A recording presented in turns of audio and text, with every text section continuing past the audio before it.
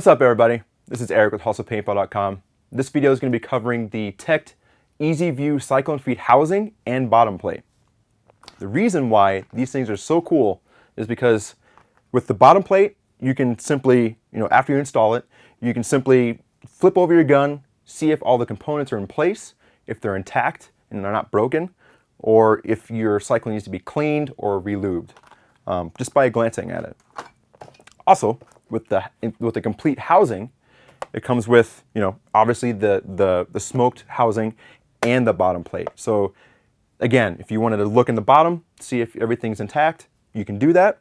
As well as if you are thinking maybe you had a broken ball in your pod, you loaded it in, your paint's going everywhere, you can actually easily see and glance if you need to actually clean it out relatively quickly, or if you have a big old mess in there, as opposed to tipping your gun over, twisting off your hopper and actually glancing in there, losing paintballs, yada, yada, yada.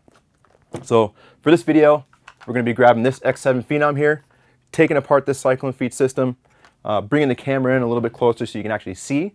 I know that we've done this video in the past, but it wasn't in HD. It was hard for you guys to see.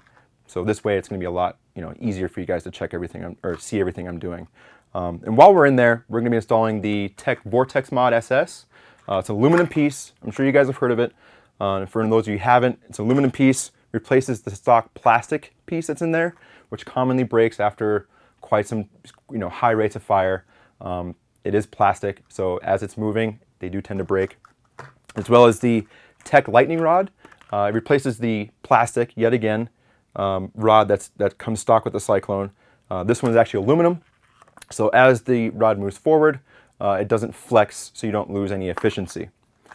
And finally, the TECHT squishy paddles. The squishy paddles, makes it able for you to actually shoot, brittle paint. It's really easy on paint, and it's awesome lime green. So, without further ado, let's bring the camera in, and I'll show you how to take everything apart, what to lube, and how to install everything. So now that I have my Cyclone removed, there's a bolt right here. If you have an A5, X7, or X7 Phenom, it is a 3/16 Allen key to remove that bolt, and it'll come off freely. You want to go ahead and pull the hose off of the banjo fitting right here. Just be careful not to break it. If you have a 98, you're going to have an adapter plate right here. It's the same bolt, 3/16 Allen key. But I went ahead and removed all 4 screws on the bottom side here. So you lift up on the housing. And if you were to just do just the bottom plate, at this point, you'd throw the bottom plate on, 4 screws back on, and you're good to go. You might not even have to take it off the gun. But anyhow, moving on. This right here, I'm going to lift up and pull that off. This right here is the piston housing. TECHT makes a QEPH, or quick exhaust piston housing. Basically, this housing has 4 holes. The stock one has 4 holes around the tube right here. And what that does is as a piston moves forward, the exhaust that's behind it will vent out. And the QEPH that TECHT makes, the holes are a lot bigger. They're actually notches. So it allows for higher rates of fire for that gas to get pushed out a lot faster. Now, we're actually going to be using this. We're actually currently out of stock of the QEPHs from TECHT at the time of this video. But that, of course, as time goes on, that may change. We might get them back in. So I'm going to set this aside. Next, you want to remove this spring. This is actually what helps the ratchet stay in place. Go ahead and set the nut on the inside out there. Flip back over. Take my Phillips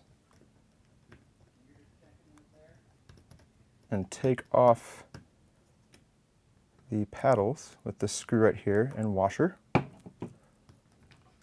Paddles come out. You'll go ahead and pull out the core.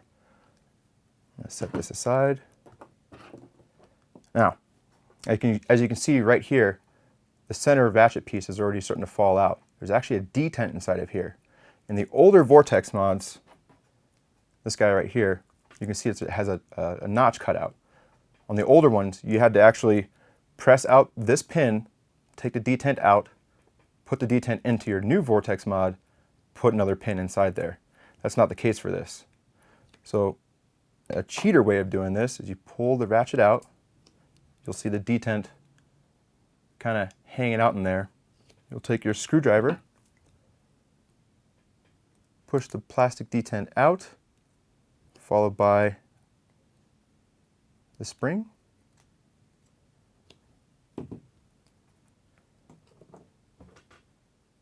Put that guy back in there, and bam. Detent's out. Don't even have to mess with this pin. Just leave it alone. But the bad part is you do have to press out this pin in order to get this collar and spring out.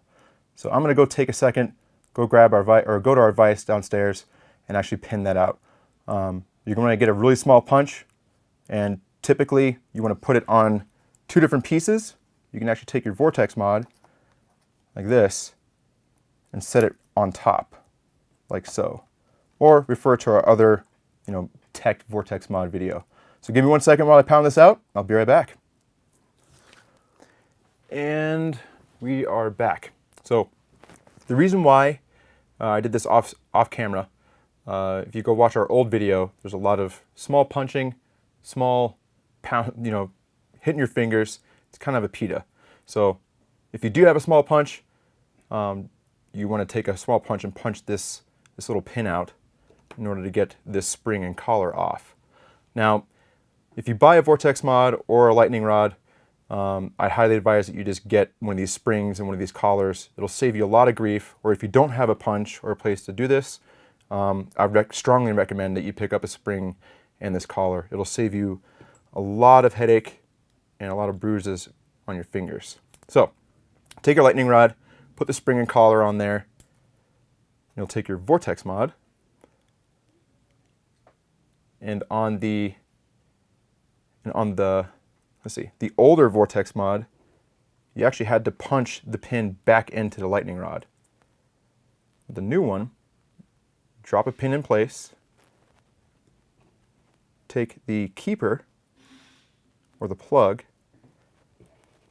grab your 5/64 Allen key, and just kind of thread that into place. You don't have to really wrench it down. It's just a keeper. You don't have to He-Man it on or anything. But now that that's set up, let's go ahead and lube this O-ring right here. We use grease. We use the super grease. Seems to last quite a bit longer. You can use oil. There's really nothing wrong with oil, especially since you can actually see the ratchet through the bottom of the housing.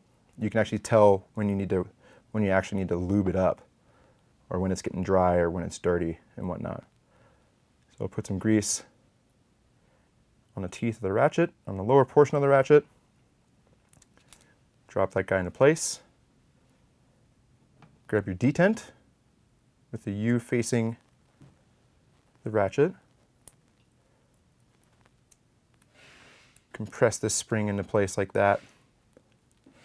Now you're ready to drop this into place. Now, you can already tell that this black piece needs to be pulled back in order to actually put it in properly.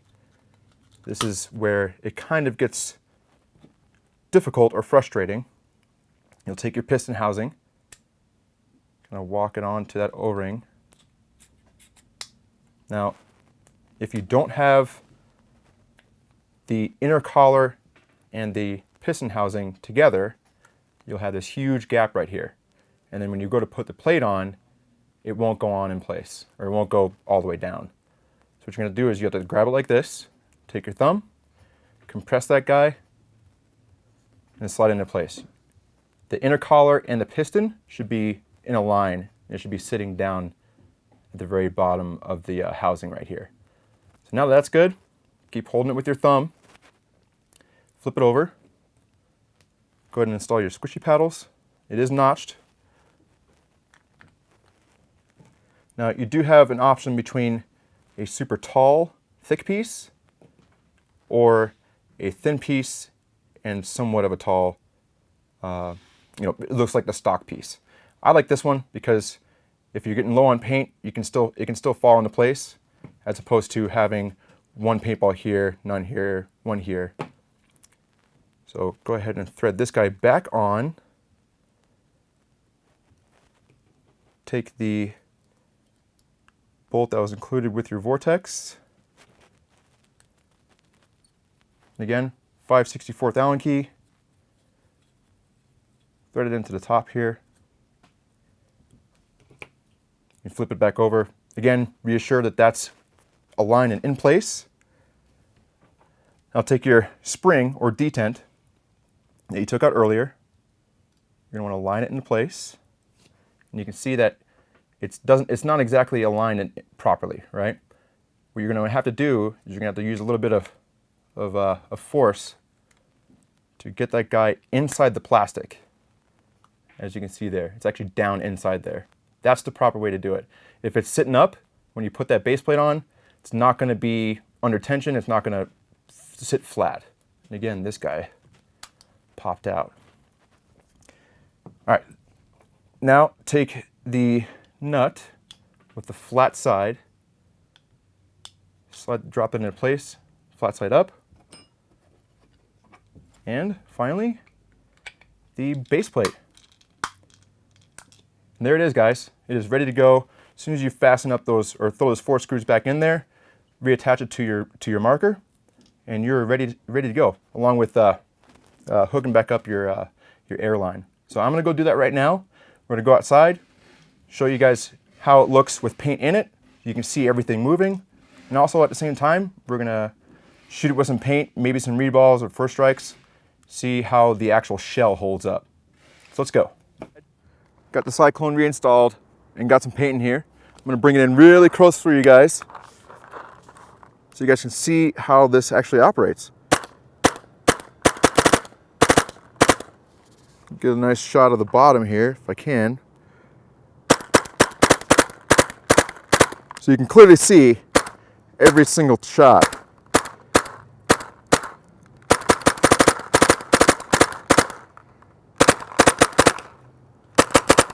It's pretty neat, huh? Well, what we're gonna do now is take this back off and let's just shoot the crap out of it. Have some fun. Yeah. All right, we got our easy view on the block of torture. Let's see if it'll hold up with a really close shot of normal paint bullets.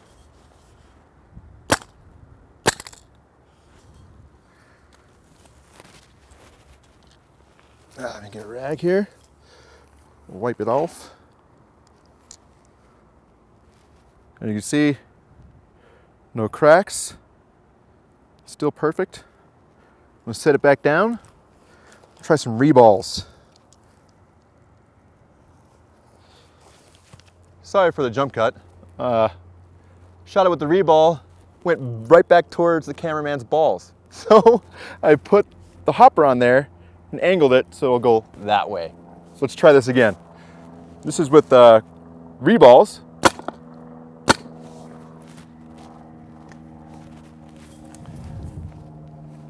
As you can see, a little bit of rubber transfer from the reballs, but no cracks, didn't break anything, still perfect. So finally, let's try some first strikes here. All right, so we got a first strike, breech loaded in there. I don't know if you guys can see that. In focus. Yeah, first strike in there. Cool. So, first strike, point blank. I can already tell you right now. Ah. Didn't do a dang thing. So yeah, it's pretty freaking tough. All 3 types of paintballs, reballs, paintballs, first strikes. It's a tough mamma jamma. Ding! So there you have it. This thing is worth its weight in gold. And this is the reason why. Because if you ever have any issue on the field or at home, your Cyclone's not feeding correctly, or your gun's not working correctly, or you're trying to diagnose a problem with your gun, you can easily just look inside here and see if everything's intact, see if anything's broken. And if your Cyclone's getting air and it's rotating, then you can easily rule out your Cyclone being the problem. And that's like in a matter of seconds. That saves so much time and headache. And for tech to actually do this, they're thinking about you guys, the guys that actually have to, fix their problems at the field or whatever. Because I mean, no one likes to take apart a Cyclone at the field. You risk losing parts. It's time. You're upset because your it's not working right, and you could easily drop screws on the ground, and not to mention you might put it back together incorrectly because you're trying to rush to that next game. So that being said, guys, if you want to pick up the housing or just the bottom plate or anything tech related or even the X7 Phenom, you can pick it up at hustlepaintball.com. If you have any questions, issues with your Cyclone or anything else paintball related, email us at support@hustlepaintball.com. Like us on Facebook, follow us on Twitter, read our blog, and of course subscribe to our YouTube channel and join us on PB Riot. We'll be talking about everything, anything, and everything paintball related. So until next time, guys, I'll see you later.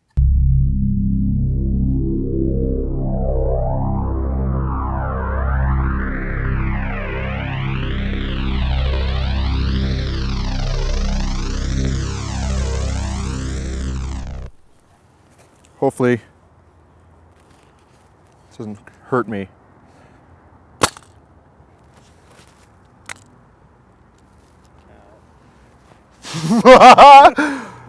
Did it hit you? Yeah.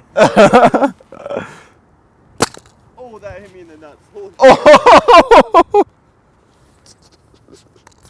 You all right? Here at Hustle Paintball, you have to have nut protection. Nut protection is always a wise decision.